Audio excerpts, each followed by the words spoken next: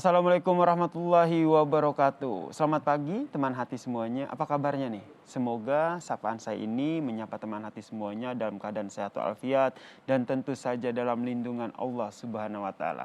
Alhamdulillahirabbil alamin. Saya Yasir Nenek Ama bisa menyapa teman hati semuanya dalam program Kalam Hati. Insya Allah sampai ke hati.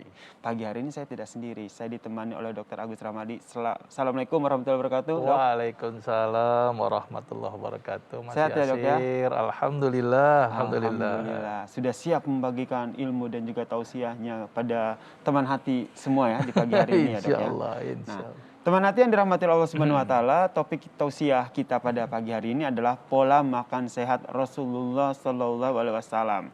Nah, karena apa? Karena sebagai umat manusia, sebagai muslim, kita sudah dimudahkan nih dengan adanya sosok panutan kita yaitu Nabi Muhammad Shallallahu alaihi wasallam. Karena apa yang beliau lakukan tentunya menjadi sebuah teladan dan juga merupakan hal yang terbaik untuk umatnya. Semua kesehariannya, termasuk juga pola makan ya, begitu ya, Dok, ya? Iya. Nah, lalu bagaimana tuh Rasulullah SAW tuh menjaga pola makan yang dalam kesehariannya beliau sehingga kita pun bisa mencontoh bagaimana kita menerapkan pola makan hidup sehat, pola makan yang sehat sesuai dengan anjuran Rasulullah SAW. Silakan, Dok. Baik, Mas Yasir. Assalamualaikum warahmatullahi wabarakatuh. Waalaikumsalam warahmatullahi Tadi wabarakatuh. bagus tuh artikelnya ya, sama Mas Yasir juga komentar.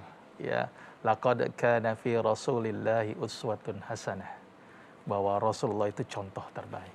Betul. Jadi kalau pengen kita baik hidup di dunia dan di akhirat, ikutilah Rasulullah.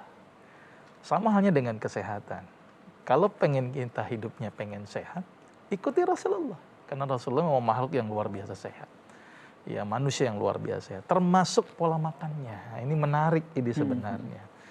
Jadi disebutkan di dalam Al-Quran, ya ayuhan nas kulu mimma fil ardi halalan thayyiban. Jadi langkah pertama yang harus kita perhatikan dalam pola makan adalah halalan thayyiban, halal dan baik. Ya, kalau tidak halal tinggalkan, kalau tidak baik tinggalkan.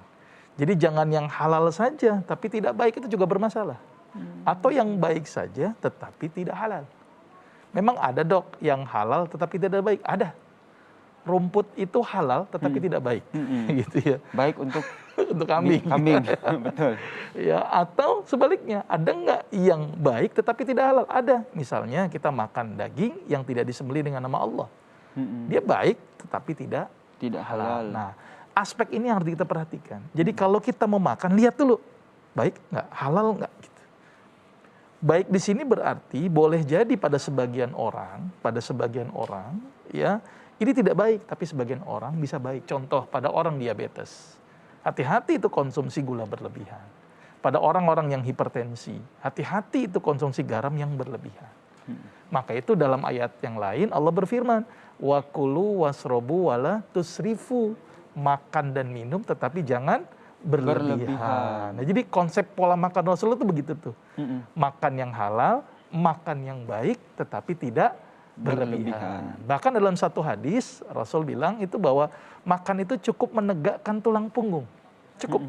Kalau tidak sanggup, sepertiga makanan, sepertiga minuman, dan sepertiga nafasmu. Ini bukan sepertiga bakul nih, Mas Yasir. Ya, sepertiga porsi. Sepertiga porsi, ya. Wah, banyak banget. Maka itu kenapa Rasulullah itu badan ideal. Karena makannya itu benar-benar diatur. Aspek halal, karena memang sesuatu yang tidak halal akan berdampak buruk. Kelebihan homer, makan yang tinggi homer akan berdampak merusak hati. Sesuatu yang tidak baik tadi sudah saya sebutkan, termasuk ketika berlebihan. Setiap hari makannya gula, setiap hari makannya garam, itu berlebihan terus-menerus, itu juga akan berdampak buruk. Maka itu konsep makan ini harus kita ikuti.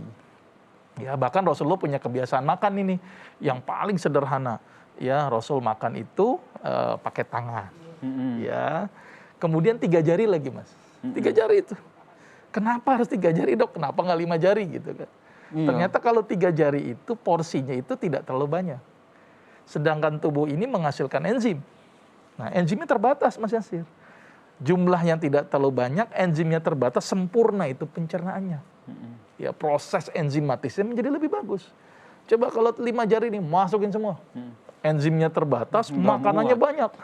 Ditambah dia lihatnya juga nggak enak kan, belembung-belembung kanan kiri. Nah, maka itu dengan makan 3 jam ini sangat luar biasa. Terus kemudian ngunyah yang lama. Ya, jangan ngunyahnya langsung masuk telan aja. Perlu pelan-pelan. Supaya apa? Supaya tadi enzimatisnya sempurna. Karena di sini ada beberapa enzim yang dihasilkan. Salah satunya adalah amilase, enzim yang akan mengubah ya amilum menjadi glukosa. Terus kemudian juga ada efek antibiotik dari air liur kita. Salah satunya enzim lisosim. Maka itu pencernaannya itu menjadi lebih aman terhadap kuman. Maka itu ngunyahnya pelan-pelan. Kita kadang-kadang kan masuk aja langsung telan, masuk aja telan. Nah, itu diajarkan oleh Rasulullah bagaimana cara makannya. Terus dimulai dari apa? Dari pinggir ke tengah. Nah, iya, bukan dari tengah langsung ngacak-ngacak. Di tengah dia aduk. Terus Rasul punya kebiasaan, habis makan jilat tuh.